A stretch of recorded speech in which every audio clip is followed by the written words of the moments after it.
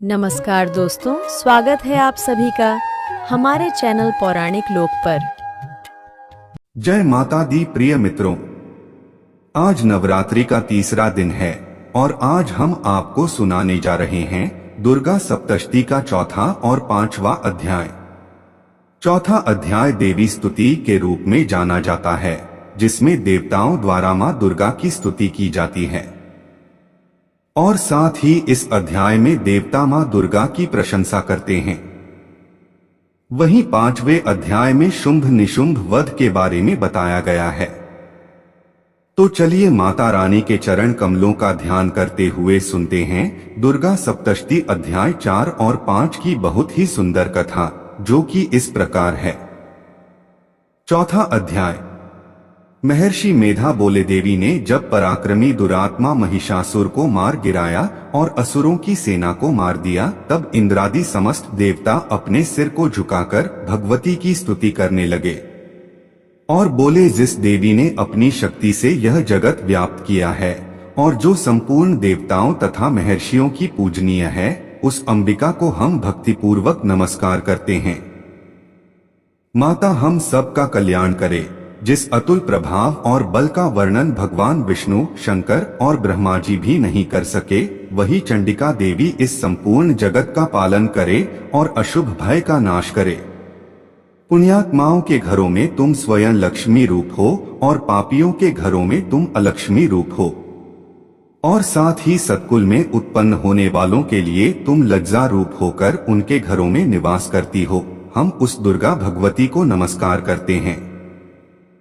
हे देवी, इस विश्व का पालन करो। हम तुम्हारे अचिंत्य रूप का किस प्रकार वर्णन करें। असुरों का नाश करने वाले भारी पराक्रम तथा समस्त देवताओं और दैत्यों के विषय में जो तुम्हारे पवित्र चरित्र हैं, उनका हम किस प्रकार वर्णन करें। हे देवी, त्रिगुणात्मिका होने पर भी तुम संपूर्ण जगत की उत्पत्ति का कारण हो। भगवान विष्णु, शंकर आदि किसी भी देवता ने तुम्हारा पार नहीं पाया। तुम सबकी आश्रय हो। यह संपूर्ण जगत तुम्हारा ही अंशरूप है, क्योंकि तुम सबकी आदिभूत प्रकृति हो। हे देवी, तुम्हारे जिस नाम के उच्चारण से संपूर्ण यज्ञों में सब देवता तृप्ति प्राप्त करते हैं, वह स्वाहा तुम ही हो। इसके अतिरिक्त तुम पितरों की तृप्ति का कारण हो, इसलिए सब आपको स्वधा कहते हैं। हे देवी, वह विद्या जो मोक्ष को देने वाली है, जो अचिंत्य महाज्ञान स्वरूपा है, तत्वों के सार को वश में करने वाले, संपूर्ण दोषों को दूर करने वाले, मोक्ष की इच्छा वाले मुनिजन जिसका अभ्यास करते हैं, वह तुम ही हो। तुम वाणी रूप हो और दोष रहित ऋग तथा यजुर्वेदों की एवं उद्गीत और सुंदर पदों के पाठ वाले सामवेद की आश्रय रूप हो। तुम भगवती हो। इस विश्व की उत्पत्ति एवं पालन के लिए तुम वार्ता के रूप में प्रकट हुई हो और तुम संपूर्ण संसार की पीड़ा हरने वाली हो। हे देवी, जिससे सारे शास्त्रों को जाना जाता है, वह मेधा शक्ति तुम ही हो और दुर्गम भवसागर से पार करने वाली नौका भी तुम ही हो। लक्ष्मी रूप से विष्णु भगवान के हृदय में निवास करने वाली और भगवान महादेव द्वारा सम्मानित गौरी देवी तुम ही हो। मंद मुस्कान वाले, निर्मल पूर्ण चंद बिंब के समान और उत्तम सुवर्ण की मनोहर कांति से कमनीय तुम्हारे मुख को देखकर भी महिषासुर क्रोध में भर गया। यह बड़े आश्चर्य की बात है। और हे देवी, तुम्हारा यही मुख जब क्रोध से भर गया तो उद्यकाल के चंद्रमा की भांति लाल हो गया और तनी हुई भौहों के कारण विकराल रूप हो गया। उसे देखकर महिषासुर के शीघ्र प्राण निकल गए। यह बड़े आश्चर्य की बात है। आपके कुपित मुख के दर्शन करके भला कौन जीवित रह सकता है। हे देवी, तुम हमारे कल्याण के लिए प्रसन्न हो जाओ। आपके प्रसन्न होने से इस जगत का अभ्युदय होता है, और जब आप क्रुद्ध हो जाती हैं तो कितने ही कुलों का सर्वनाश हो जाता है।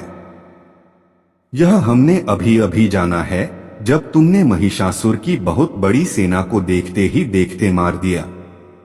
हे देवी, सदा अभ्युदय देने वाली तुम जिस पर प्रसन्न हो जाती हो, वही देश में सम्मानित होते हैं और उनके धन यश की वृद्धि होती है। उनका धर्म कभी शिथिल नहीं होता है और उनके यहाँ अधिक पुत्र पुत्रियां होते हैं।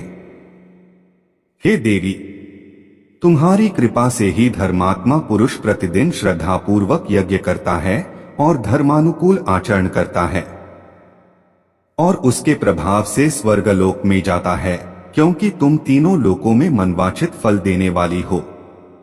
हे मां दुर्गे, तुम स्मरण मात्र करने पर संपूर्ण जीवों के भय नष्ट कर देती हो और स्थिर चित्त वालों के द्वारा चिंतन करने पर उन्हें और अत्यंत मंगल देती हो। हे दारिद्र्य दुख नाशिनी देवी, तुम्हारे सिवा दूसरा कौन है? तुम्हारा चित्त सदा दूसरों के उपकार में लगा रहता है।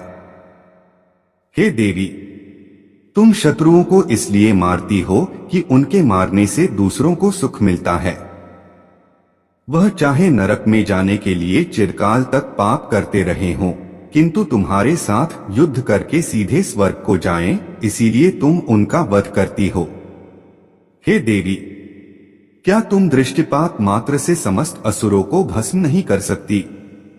अवश्य ही कर सकती हो, किंतु तुम्हारा शत्रुओं को शस्त्रों के द्वारा मारना इसलिए है कि शस्त्रों के द्वारा मरकर वे स्वर्ग को जावें। इस तरह से हे देवी, उन शत्रुओं के प्रति भी तुम्हारा विचार उत्तम है। तुम्हारे उग्र खड़क की चमक से और त्रिशूल की नोक की कांति की किरणों से असुरों की आंखें फूट नहीं गई। उसका कारण यह था कि वे किरणों से शोभायमान तुम्हारे चंद्रमा के समान आनंद प्रदान करने वाले सुंदर मुख को देख रहे थे। हे देवी, तुम्हारा शील बुरे वृतांत को दूर करने वाला है और सबसे अधिक तुम्हारा रूप है जो न तो कभी चिंतन में आ सकता है और न जिसकी दूसरों से कभी तुलना ही हो सकती है। तुम्हारा बल व पराक्रम शत्रुओं का नाश करने वाला है। इस तरह तुमने शत्रुओं पर भी दया प्रकट की है। हे देवी, तुम्हारे बल की किसके साथ बराबरी की जा सकती है तथा शत्रुओं को भय देने वाला इतना सुंदर रूप भी और किसका है? हृदय में कृपा और युद्ध में निष्ठुरता, यह दोनों बातें तीनों लोकों में केवल तुम ही में देखने में आई है। हे माता, युद्ध भूमि में शत्रुओं को मारकर तुमने उन्हें स्वर्ग लोक में पहुंचाया है। इस तरह तीनों लोकों की तुमने रक्षा की है तथा उन उन्मत्त असुरों से जो हमें भय था उसको भी तुमने दूर किया है। तुमको हमारा नमस्कार है। हे देवी, तुम शूल तथा खड्ग से हमारी रक्षा करो तथा घंटे की ध्वनि और धनुष की टंकोर से भी हमारी रक्षा करो। हे चंडिके, आप अपने शूल को घुमाकर पूर्व, पश्चिम, उत्तर तथा दक्षिण दिशा में हमारी रक्षा करो। तीनों लोकों में जो तुम्हारे सौम्य रूप हैं तथा घोर रूप हैं, उनसे हमारी रक्षा करो तथा इस पृथ्वी की रक्षा करो। हे अंबिके, आपके करपल्लवों में जो खड्ग, शूल और गदा आदि शस्त्र शोभा पा रहे हैं, उनसे हमारी रक्षा करो। फिर महर्षि बोले कि इस प्रकार जब सब देवताओं ने जगत माता भगवती की स्तुति की और नंदवन के पुष्पों तथा गंध अनुलेपों द्वारा उनका पूजन किया और फिर सबने मिलकर जब सुगंधित व दिव्य धूपों द्वारा उनको सुगंधी निवेदन की, तब देवी ने प्रसन्न होकर कहा, हे देवताओं, तुम सब मुझसे मनवांछित वर मांगो। देवता बोले, हे भगवती, तुमने हमारा सब कुछ कार्य कर दिया, अब हमारे लिए कुछ भी मांगना बाकी नहीं रहा, क्योंकि तुमने हमारे शत्रु महिषासुर को मार डाला है।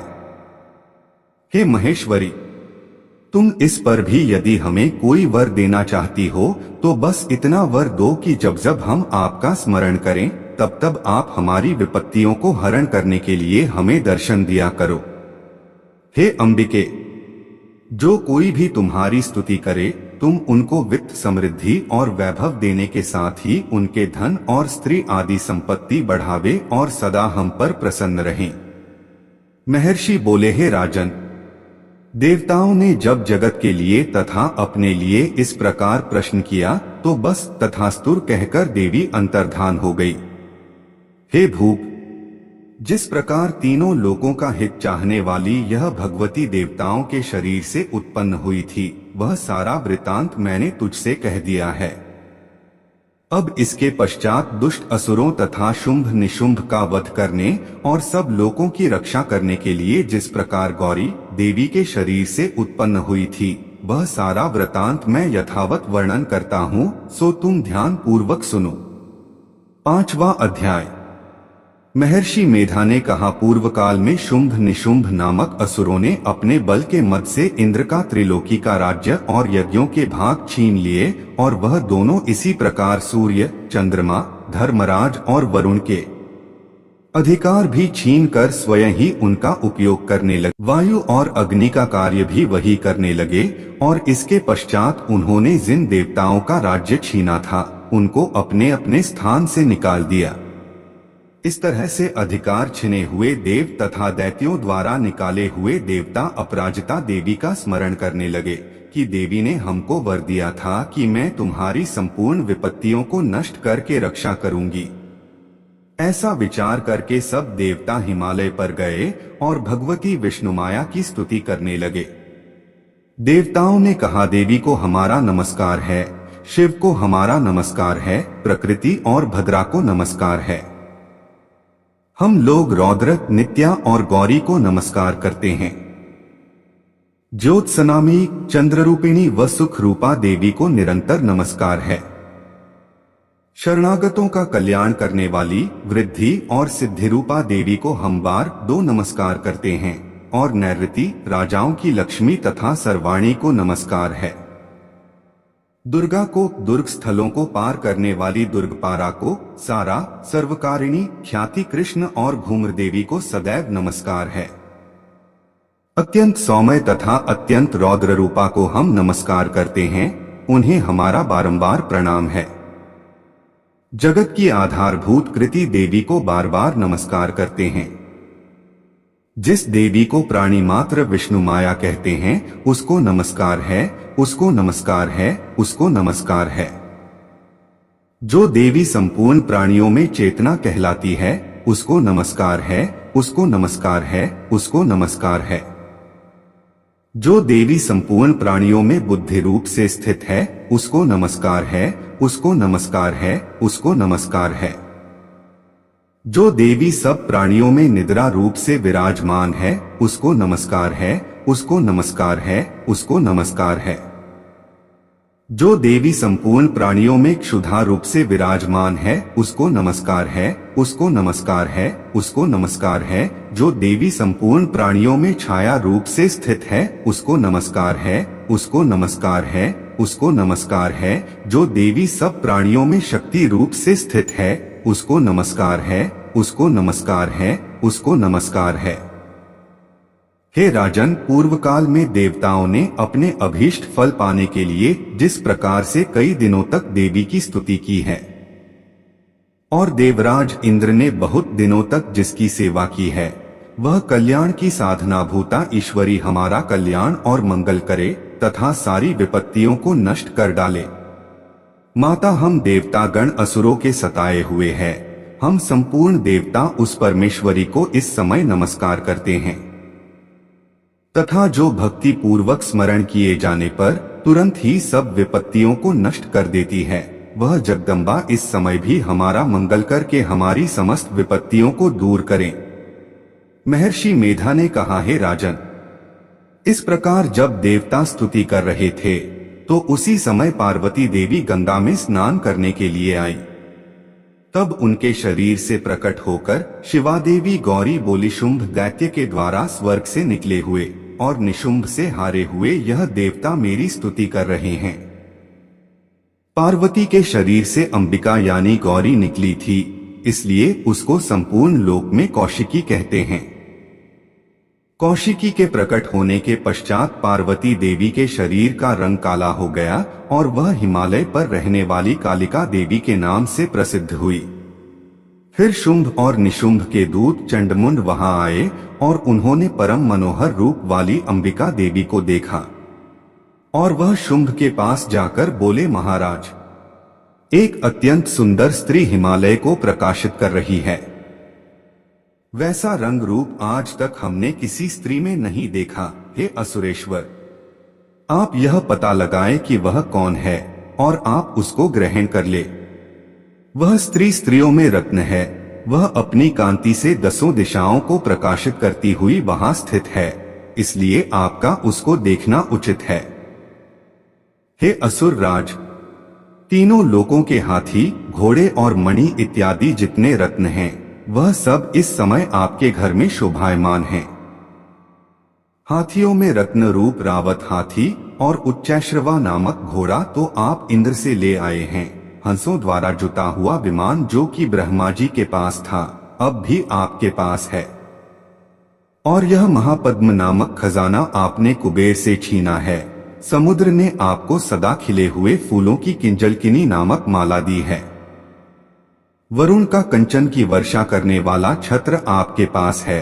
रथों में श्रेष्ठ प्रजापति का रथ भी आपके पास ही है। हे दैत्येंद्र, मृत्यु से उत्क्रांतिका नामक शक्ति भी आपने छीन ली है, और वरुण का पाश भी आपके भ्राता निशुंभ के अधिकार में है, और जो अग्नि में न जल सके से 2 वस्त्र भी अग्निदेव ने आपको दिए हैं। हे दैत्यराज, इस प्रकार सारी रत्न रूपी वस्तुएं आप संग्रह कर चुके हैं, तो फिर आप यह कल्याणकारी स्त्रियों में रत्न रूप अनुपम स्त्री आप क्यों नहीं ग्रहण करते? महर्षि मेधा बोले। चंड मुंड का यह वचन सुनकर शुंभ ने विचारा कि सुग्रीव को अपना दूत बनाकर देवी के पास भेजा जाए। प्रथम उसको सब कुछ समझा दिया और कहा कि वहां जाकर तुम उस स्त्री को अच्छी तरह से समझाना और सा उपाय करना जिससे वह प्रसन्न होकर तुरंत मेरे पास चली आए। भली प्रकार समझाकर कहना। दूत सुग्रीव पर्वत के उस रमणीय भाग में पहुंचा जहां देवी रहती थी। दूत ने कहा, हे देवी, दैत्यों का राजा शुंभ जो इस समय तीनों लोकों का स्वामी है, मैं उसका दूत हूं और यहाँ तुम्हारे पास आया हूं। संपूर्ण देवता उसकी आज्ञा एक स्वर से मानते हैं। अब जो कुछ उसने कहला भेजा है वह सुनो। उसने कहा है, इस समय संपूर्ण त्रिलोकी मेरे वश में है और संपूर्ण यज्ञों के भाग को पृथक पृथक मैं ही लेता हूँ, और तीनों लोकों में जितने श्रेष्ठ रत्न हैं वह सब मेरे पास हैं। देवराज इंद्र का वाहन रावत मेरे पास है जो मैंने छीन लिया है। उच्चैश्रवा नामक घोड़ा जो क्षीर सागर मंथन करने से प्रकट हुआ था, उसे देवताओं ने मुझे समर्पित किया है।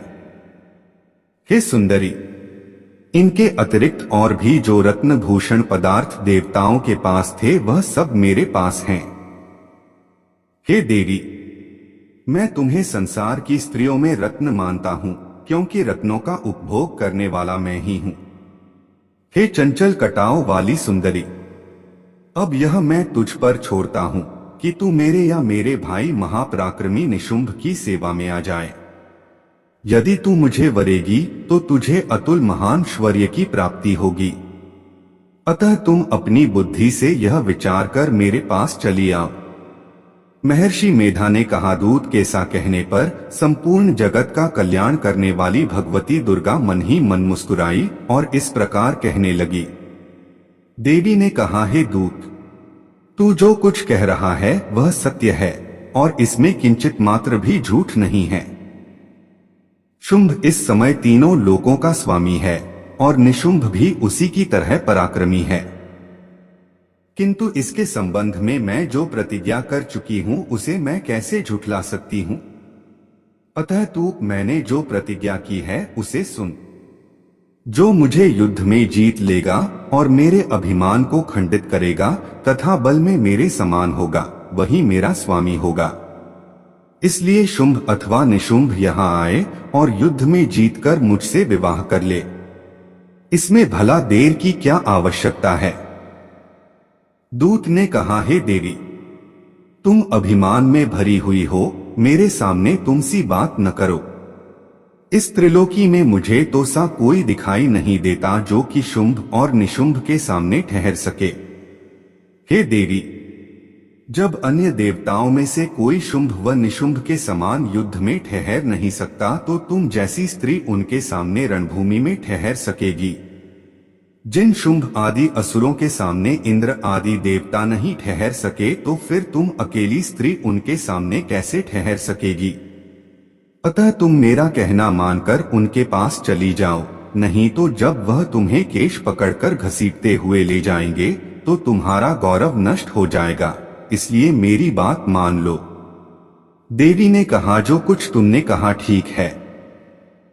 शुंभ और निशुंभ बड़े बलवान है, लेकिन मैं क्या कर सकती हूँ, क्योंकि मैं बिना विचारे प्रतिज्ञा कर चुकी हूँ। इसलिए तुम जाओ और मैंने जो कुछ भी कहा है वह सब आदरपूर्वक असुरेंद्र से कह दो, इसके पश्चात जो वह उचित समझे करें। मित्रों, इसके आगे की कथा कल आपको अगले अध्याय में श्रवण करने को मिलेगी। आज की कथा यही समाप्त हुई। प्रेम से बोलिए दुर्गा मैया की जय।